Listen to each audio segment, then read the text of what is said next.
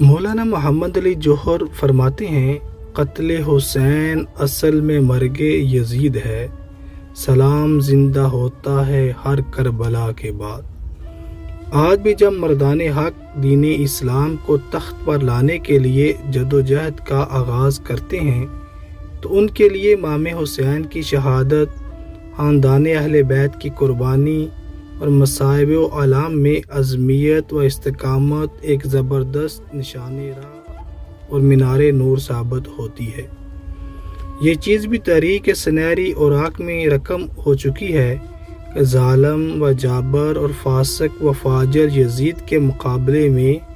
जब सैयदुश्शुहदा ने गैर मशरूत अतात को कबूल ना किया